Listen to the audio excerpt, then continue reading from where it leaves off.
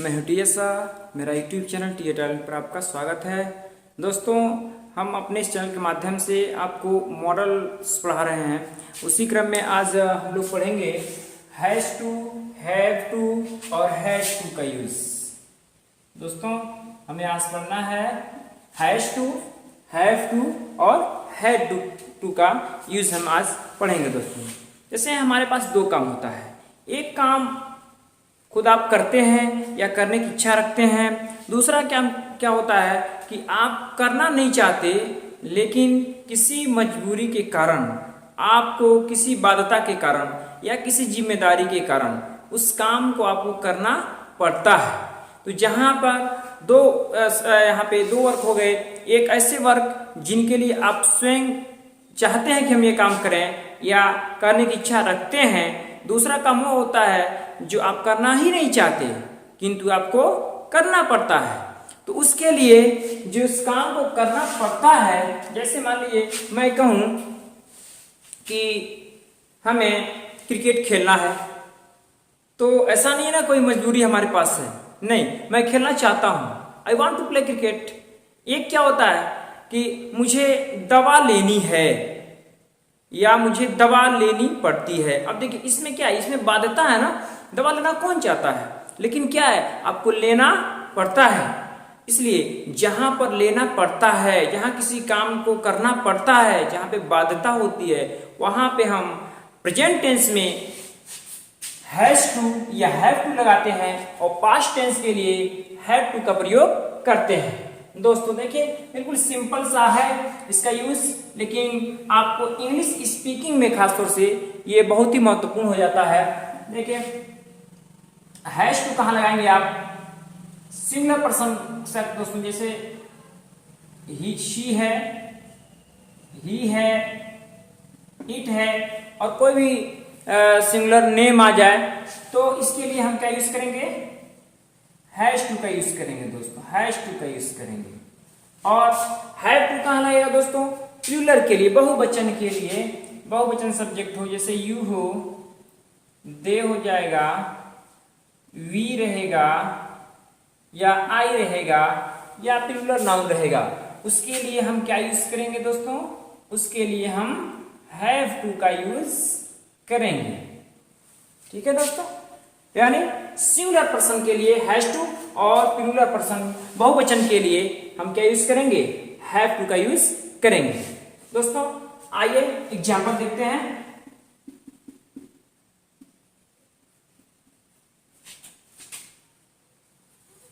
वह बीमार है,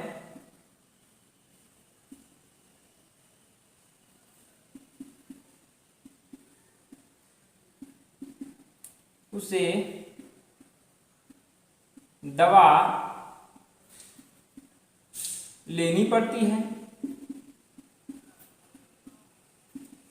देखिए दोस्तों, वह बीमार है, उसे दवा लेनी पड़ती है, यानी दवा लेने के लिए वह बाध्य है, मजबूर है। तो जहां पे किसी काम को करने के लिए आप बाध्य होते हैं, वहां हम हैज टू या हैव टू का प्रयोग करते हैं प्रेजेंट के लिए। यहां देखिए, वह बीमार है, तो यहाँ पे वह की इंग्लिश क्या हो जाएगी दोस्तों? ही हो जाएगी ना। तो क्या लिखेंगे हम? He is ill. वह बीमार है, उसे दवा लेनी पड़ती है। यहाँ उसे की इंग्लिश भी क्या हो जाएगा दोस्तों? ही हो जाएगा एज ए सब्जेक्ट। ही के बाद से हमको क्या लिखना है दोस्तों?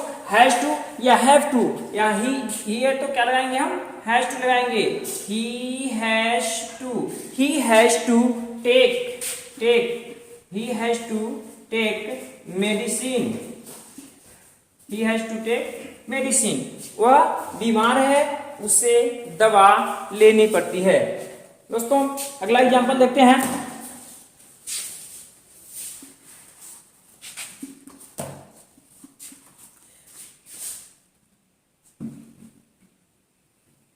दर्द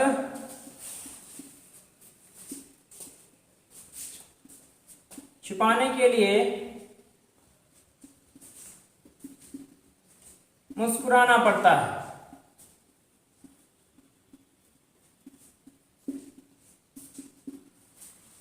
देखिए दोस्तों, बहुत सारे लोग ऐसे होते हैं ना, उनके अंदर बहुत सारा कष्ट होता है, ग्रीफ होता है, दर्द होते हैं, लेकिन फिर भी रिफ्लेक्ट करने के लिए कि मतलब मुझे दर्द नहीं है, इसके लिए क्या करते हैं, वो मुस्कुराते हैं।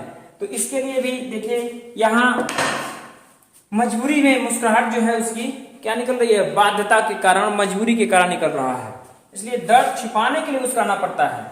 ठीक है, यहाँ पे सब्जेक्ट लिख सकते हैं, हमें या उसे, हमें दर्द छिपाने के लिए मुस्कुराना पड़ता है। तो हमें की इंग्लिश सबसे पहले हम क्या लिख देंगे दोस्तों, वी लिख देंगे। वी के तुरंत बाद हमको यूज क्या करना है दोस्तों, हैव टू यूज करना है, क्योंकि वी जो है ना प्लूरल ना सब्जेक्ट है। क्या लिखेंगे, we have to, we have to, we have to smile, मुस्कुराना के लिए क्या लिख देंगे, स्माइल। और क्या मुस्कुराना पड़ता है, दर्द छुपाने के लिए, तो लिखेंगे to hide, to hide the pen. ठीक है दोस्तों, यह इसके बाद से आप देखेंगे पास्ट टेंस में इसका यूज। तो पास्ट टेंस में आप बिल्कुल आसानी समझ सकते हैं, क्योंकि पास्ट टेंस में एक ही जो है आपका हेल्पिंग वर्ब लगाया जाता है, हैड टू ही लगता है सबके लिए, चाहे सिंगुलर हो या प्लूरल हो। दोस्तों देखिए एग्जांपल, हमें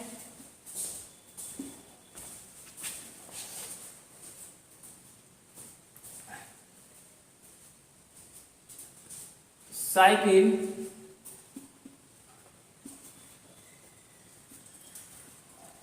चलाना पड़ता था। देखिए दोस्तों, यहां भी क्या है, मजबूरी है। साइकिल चलाना चाहता कौन है, सब लोग चाहते हैं कि मैं गाड़ी से चलूं, फोर व्हीलर से चलूं। यहाँ पे मजबूरी है कि उसके पास गाड़ी नहीं थी, तो इसलिए वो क्या करता था, मजबूरी के कारण साइकिल चला करके बहुत दूर दूर तक जाता था, यानी साइकिल उसको चलाना पड़ता था। यहाँ साइकिल चलाने के लिए वो बाध्य था। तो जहाँ पे बाध्यता होती है, कंपल्सरी होता है, जहाँ पे आपकी जिम्मेदारी होती है, वहां पे तो आप यूज करते हैं हैड टू, पास्ट टेंस में। अब देखिए हमें क्या लिख देंगे दोस्तों, वी के बाद से क्या लिखना है, we had to, we had to क्या करना पड़ता था, चलाना पड़ता था साइकिल ना, तो ड्राइव, और क्या चलाते थे, बाइसिकल, ड्राइव द बाइसिकल। ठीक है दोस्तों, आप बहुत ही आसानी समझ सकते हैं, पास्ट टेंस में भी इसका यूज बहुत ही इजी है।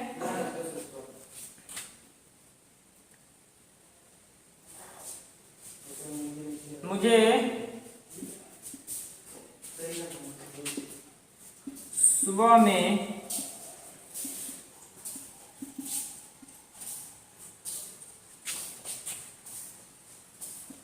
जल्दी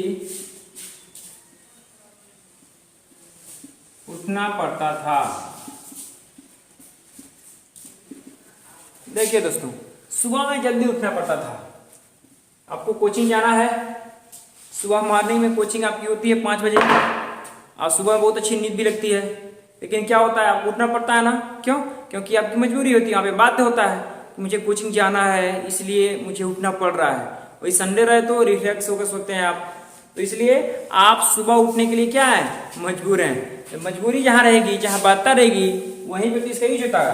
देखिए, मुझे सुबह में जल्दी उठना पड़ता था, तो मुझे के लिए क्या हो जाएगा दोस्तों, आई हो जाएगा, आई के बाद क्या लिख देंगे, I had to wake up. English क्या होता है दोस्तों, wake up, I had to wake up.